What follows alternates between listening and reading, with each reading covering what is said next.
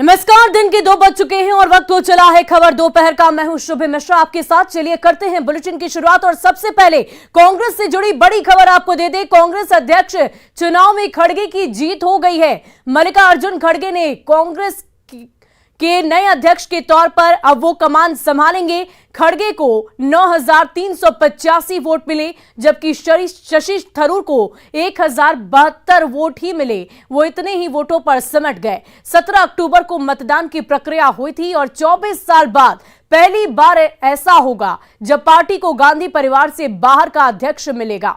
तो ये बड़ी जानकारी आपको दे रहे हैं कांग्रेस के भीतर। आज कांग्रेस अध्यक्ष का चुनाव को लेकर चुनावी प्रक्रिया पूरी की गई, काउंटिंग पूरी की गई। सुबह 10 बजे से ही काउंटिंग की प्रक्रिया शुरू हो गई थी और आपको बता दें कि मल्लिकार्जुन खड़गे ही अब कांग्रेस के नए अध्यक्ष के तौर पर कार्यरत होंगे।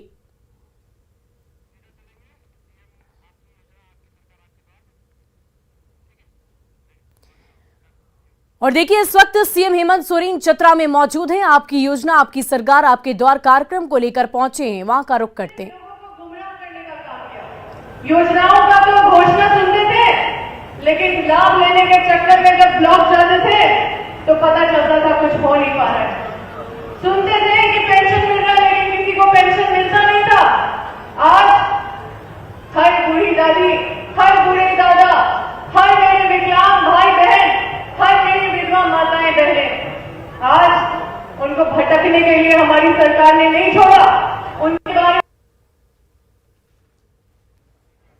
ये तस्वीरें हम आपको चतरा की दिखा रहे थे, जहां पर मुख्यमंत्री हेमंत सोरेन इस वक्त मौजूद हैं और करोड़ों रुपए की परिसंपत्ति का वितरण भी आज उनकी तरफ से किया जाएगा। 3.25 अरब की योजनाओं की सौगात आज चतरा वासियों को वो दे रहे हैं और इसमें 186 करोड़ की लागत से 67 योजनाओं का शिलान्यास शामिल भी है। वहीं 32 करोड़ की लागत से 42 योजनाओं का उद्घाटन किया जा रहा है और इसी के साथ साथ 104 करोड़ की परिसंपत्ति का भी लाभुकों के बीच वितरण किया जाएगा।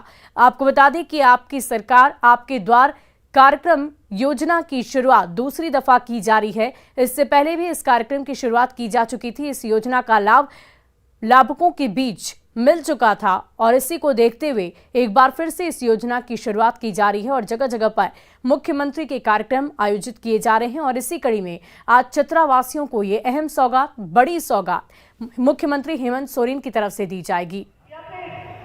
बेटियों को सोचा जाता है कि शादी करा देते हैं, टेंशन फ्री हो जाएगी, है कि नहीं?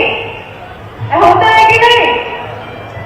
इसीलिए हमारी महागठबंधन की सरकार ने इस विषय पे चिंतन किया कि कैसे हमारी बेटियों को मान सम्मान मिले, कैसे उनको उच्च शिक्षा की प्राप्ति हो। और इसलिए इस ओर कदम करते हुए बेटियों को सौगात दिया है हमारी महागठबंधन की सरकार ने। आज सबके घर में बेटी होगी, है कि नहीं? बेटी है ना सबके घर, है ना? पहली बेटी और दूसरी बेटी के लिए जो सौगात हमारी महागठबंधन की सरकार ने दिया है, जो बेटी 8वां क्लास में है उसको 2500 रुपया, जो बेटी 9वां क्लास में है उसको 2500 रुपया, 10वां क्लास में 2500 रुपया, 11वां क्लास में 5000 रुपया, 12वां क्लास में 5000 रुपया, और जो बेटी 18 साल पूरा कर लेती है उसको एक मुश्त 20,000 रुपया। एक बेटी के लिए 40,000 रुपया हमारी सरकार दे रही है। हमारी सरकार उस बेटी के अपने माँ पिता नहीं है, लेकिन फिर भी हम लोग एक बेटी के लिए हमारी सरकार जब ये कर रही है तो माताएं बहनें, हमारे जो बेटी के माता पिता है उनसे आग्रह है कि जब सरकार कर रही है बेटी के लिए, जब सरकार आपकी बेटी के लिए ऐसी निर्णय ले रही है, तो आप भी अपनी बेटी को बोझ नहीं समझिए, उसको आगे बढ़ाइए। सरकार आगे और आपको सहयोग करेगी। साथियों, हम एक ऐसे समाज में रह रहे हैं जहां पे अभी भी बहुत कुछ सुधार करने की जरूरत है। हमारी सरकार तो अभी बनी है, आधा कार्यकाल पूरा की है और आधे कार्यकाल में ऐतिहासिक निर्णय लिया गया है हमारी सरकार के द्वारा। हमारी सरकार ने झारखंडियों को पहचान दिलाने के क्रम में अपना कदम आगे बढ़ाया। कैबिनेट से 1932 का ज्ञान लागू कराया है। आज झारखंडियों के पास एक पहचान है।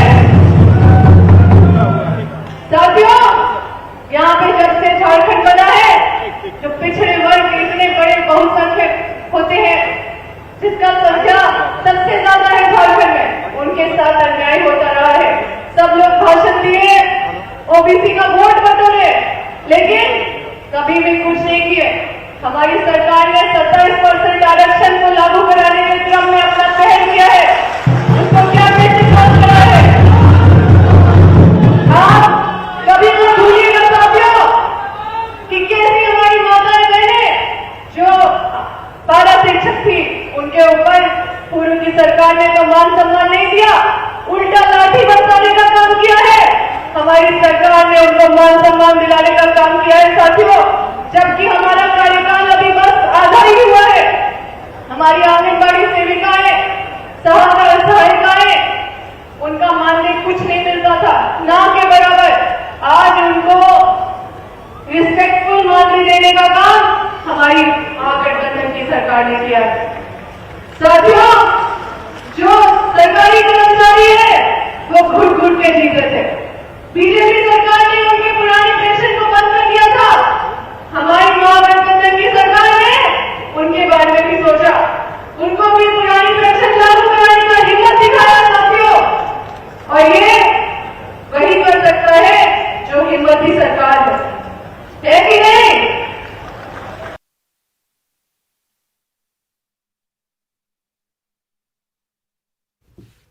तो आप चतरा में ये कार्यक्रम मुख्यमंत्री हेमंत सोरेन का देख रहे हैं। बता दें कि 104.2 करोड़ की परिसंपत्ति का वितरण आज उनकी तरफ से किया जाना है। जवाहरलाल स्टेडियम की ये तस्वीर हम आपको दिखा रहे थे, जहां आज आपकी योजना आपकी सरकार आपके द्वार कार्यक्रम का शुभारंभ एक बार फिर से मुख्यमंत्री हेमंत सोरेन की तरफ से किया गया। लेकिन पूर्व की सरकार ने कभी इस बात में ध्यान नहीं दिया, बस कंपनी का सहयोग करते गए। लेकिन हमारी सरकार, हमने विधानसभा में मामला उठाया है और हमें माननीय मुख्यमंत्री जी ने दो आश्वासन दिए हैं कि 2013 जल्द लागू होगा और विस्थापितों का समस्या तभी जड़ से समाप्त हो पाएगा। विस्थापन आयोग का गठन होगा, वो हमारी सरकार में होगा, कोई और सरकार में हिम्मत नहीं है विस्थापन आयोग का गठन करेगा। इसलिए मैं माननीय मुख्यमंत्री जी का बहुत बहुत धन्यवाद देती हूँ कि जो हर तबके के लोगों के ऊपर आपने जो जिम्मेदारी निभा रहे हैं और संवेदनशीलता दिखा रहे हैं। साथियों, हमारे समाज में बहुत सारी त्रुटियां हैं, हमें भी जिम्मेदारी लेने की जरूरत है। हम जब रात में जाते हैं घर 2-2 बजे रात को, 3-3 बजे रात को, तो देखते हैं छोटे छोटे बच्चे लोग नशे की धूप में रहते हैं, छोटे छोटे बच्चे लोग सिगरेट पीने लगे। उस क्रम में हमारी गठबंधन की सरकार उस पर भी ध्यान दे रही है और जो हरिया दारू बेचती है, जो माताएं बहनें मजबूरी में बेचती है, लेकिन उनके लिए हमारी महागठबंधन की सरकार ने एक विकल्प निकाला है कि जो माताएं बहनें हरिया दारू छोड़ना चाहती है, उसको पहले हमारी सरकार 10,000 रुपए देगी और आप छोड़ देते हैं तो 50,000 रुपए देगी, ताकि आप बिजनेस कर सकें। हमारी महागठबंधन की सरकार युवाओं के लिए बिना कोई गारंटर का 50,000 रुपया लोन देंगे, ताकि आप बिजनेस करना चाहते हैं तो आगे बढ़िए। हमारी सरकार आपके साथ है। साथियों, सरकार एक काम नहीं अनेकों काम की है। हम यहाँ अभी माननीय मुख्यमंत्री जी हैं, इसलिए हम इतना समय नहीं लेना चाहते कि हमें, क्योंकि हम बताने लगेंगे तो बहुत समय लग जाएगा। इसलिए आप लोग सभी योजनाओं का लाभ उठाएं, जागरूक करें, हर स्टॉल में जाएं। बहुत सारा योजना है, पशुधन योजना है महिलाओं के लिए, उनको सशक्त करने के लिए, सूर्य सानो योजना है, दीदी बाड़ी योजना है। और हम धन्यवाद देते हैं माननीय मुख्यमंत्री जी को, जो करोड़ों का परिसंपत्ति का वितरण महिलाओं के बीच भी हो रहा है, जैसे पीएस के माध्यम से उनको सशक्त करने के लिए। काम तो बहुत हुआ है साथियों, कोरोना में 2 साल बीत गया, उस समय सिर्फ लोगों की जान बचाने के लिए हमारी सरकार संकल्पित रही। ट्रेन से लेकर प्लेन तक का व्यवस्था किया गया, ताकि हमारे प्रवासी मजदूर से लेकर यहाँ पे जो गरीब लोग हैं उनको किसी को दिक्कत नहीं हो। और हमारे प्रदेश की प्रशंसा पूरे देश भर में हुई है। साथियों, ज्यादा नहीं बोलेंगे, लेकिन मैं मुख्य रूप से धन्यवाद देना चाहती हूँ अपने माननीय मुख्यमंत्री जी को और अपने गठबंधन की सरकार को, जो इन्होंने ऐतिहासिक कदम उठाकर इस राज्य को विकसित करने की ओर अपना कदम बढ़ा रहे हैं। और मुझे पूरा उम्मीद है कि जो आखिरी मैदान में खड़े जो व्यक्ति हैं उन तक भी वो सारी चीज पहुंचेगी, वो सारे लाभ पहुंचेगा जिनका वो अधिकार रखते हैं। हमारी सरकार सिर्फ योजनाएं नहीं बनाती है, उसको धरातल पे सुनिश्चित करने के लिए अपना मेहनत भी करती है और कदम भी बढ़ाती है। मैं माननीय मुख्यमंत्री जी को यहाँ की एक समस्या के बारे में अवगत कराना चाहती हूँ कि माननीय मुख्यमंत्री जी के यहाँ पे एक IIT कॉलेज है जो बन के पड़ा हुआ है और यहाँ पे युवा उसका लाभ नहीं उठा पा रहे हैं। उस क्रम में मैं चाहती हूँ कि उस IIT कॉलेज को जल्द चालू कराया जाए और यहाँ पे पिपरवार हो, बजरा हो, अम्रपाली हो और कई ऐसी कंपनी है जो यहाँ पे विस्थापितों के प्रति अपना आंख और कान बंद करके काम करते हैं। उनको कंट्रोल करना होगा, उनको नियम पूर्वक लोगों के प्रति संवेदनशीलता बनाने के लिए हम सबको कदम उठाना पड़ेगा। और मैंने माननीय मुख्यमंत्री जी को बहुत अनुरोध भी किया है और वो इससे पहल भी कर रहे हैं। मैं उम्मीद करती हूँ कि जल्द से जल्द विस्थापितों की समस्या जल्द से हल होगी और आप लोग भी इसी तरह से अपना आशीर्वाद और प्यार बनाए रखें। जो भी विरोधी है, जो भी विपक्षी है, उनके जाल में न फंसे। वो आपको बांटने के लिए आएंगे, वो आपको भटकाने के लिए आएंगे। लेकिन आज मैं समझती हूँ कि हमारी सरकार, मैं महसूस करती हूँ कि इस सरकार में लोग जागरूक भी हुए हैं, लोग समझदार और भी ज्यादा हुए हैं। इसलिए मुझे पूरा उम्मीद है कि आप उन लोगों के बहकावे में नहीं आएंगे, हमेशा प्रेम और एकता बनाए रखेंगे और इसी तरह से हमारा झारखंड आगे बढ़ता रहेगा। आप सभी को बहुत बहुत धन्यवाद देते हैं। जय हिंद, जय झारखंड। बहुत बहुत धन्यवाद करती हूँ माननीय विधायक आदरणीय अम्मा प्रसाद मैम का आपके उद्बोधन के लिए, आपके विचारों के लिए। और अब उद्बोधन की कड़ी को आगे बढ़ाते हुए मैं सादर आग्रह करना चाहती हूँ हमारे आज के कार्यक्रम में सम्मानित अतिथि के रूप में विराजमान माननीय विधायक बरही आदरणीय श्री उमाशंकर अकीला सर से सादर आग्रह होगा आपके विचारों के साथ।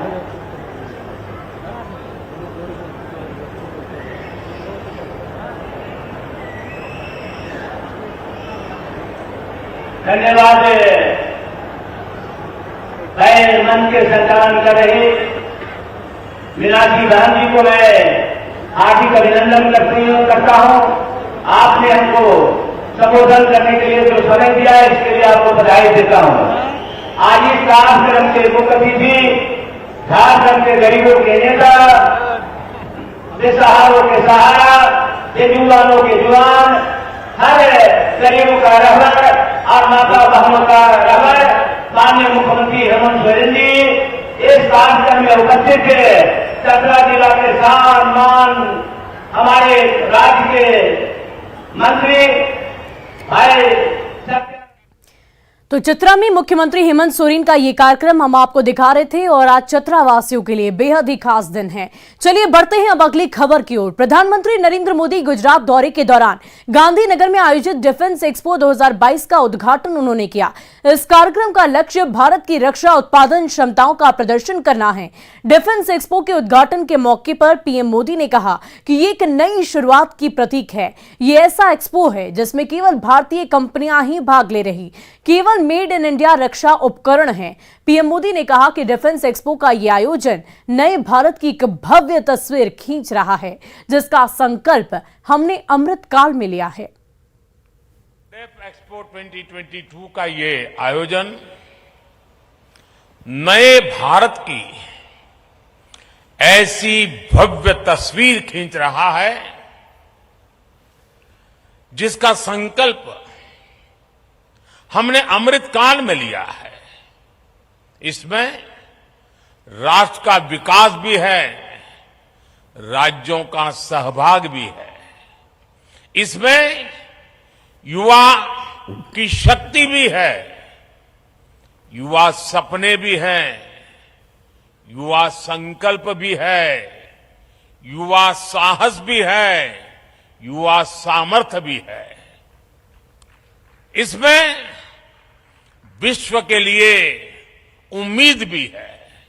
पहली बार किसी डिफेंस एक्सपो में भारत की मिट्टी से भारत के लोगों के पसीने से बनी अनेक विध उत्पाद हमारे ही देश की कंपनियां, हमारे वैज्ञानिक, हमारे युवाओं का सामर्थ्य आज हम लौह पुरुष सरदार पटेल की इस धरती से दुनिया के सामने हमारे सामर्थ्य का परिचय दे रहे हैं। और डिफेंस एक्सपो के उद्घाटन के बाद प्रधानमंत्री ने स्कूल ऑफ एक्सीलेंस का भी उद्घाटन किया। यहां पीएम मोदी की पाठशाला भी नजर आई। पीएम मोदी यहां कुछ स्कूली बच्चों के साथ क्लासरूम में बैठे नजर आए। जो तस्वीरें सामने आई है उनमें स्पष्ट नजर आ रहा कि पीएम मोदी कुछ छात्र छात्राओं के बीच बैठे हैं। ये छात्र स्कूल क्लासरूम में लैपटॉप पर पढ़ते नजर आ रहे हैं। ई क्लासरूम्स और साथ ही साथ टैबलेट्स के जरिए वो तमाम कॉन्सेप्ट्स जो हम किताबों में देखा करते थे उन्हें कैसे बच्चों को समझाया जा रहा है, इसका जायजा लेते हुए प्रधानमंत्री नरेंद्र मोदी। और वहीं जम्मू कश्मीर की शोपियां में बाहरी मजदूरों पर ग्रेनेड फेंकने वाला आतंकी इमरान बशीर गनी मुठभेड़ में मारा गया। उसे सुरक्षा बलों ने जिंदा पकड़ लिया था और उसके खुलासे के बाद दूसरी जगहों पर रेड डाली जा रही थी। और इसी बीच शोपियां के नौगाम में आतंकियों और सुरक्षा बलों के बीच मुठभेड़ हुई, जिसमें आतंकी की गोली इमरान बशीर को लग गई, जिसमें उसकी मौत हो गई। जम्मू कश्मीर पुलिस की ओर से बताया गया है कि शोपियां में पकड़ा गया हाइब्रिड आतंकी मारा गया। उससे सुरक्षा बलों और आतंकियों के बीच चल रहे एनकाउंटर में गोली लग गई। पुलिस और सुरक्षा बल उसी के खुलासे पर छापेमारी कर रही थी। जब सुरक्षा बल नौगाम पहुंचे तो यहां उन्हें आतंकी दिखाई दिए, जिनसे मुठभेड़ शुरू हो गई। आतंकियों की गोली से ही शोपियां में बाहरी मजदूरों पर ग्रेनेड फेंकने वाला इमरान बशीर मारा गया। वहीं डिफेंस एक्सपो के उद्घाटन के बाद प्रधानमंत्री ने स्कूल ऑफ एक्सीलेंस का उद्घाटन किया। यहां पीएम की पाठशाला भी नजर आई।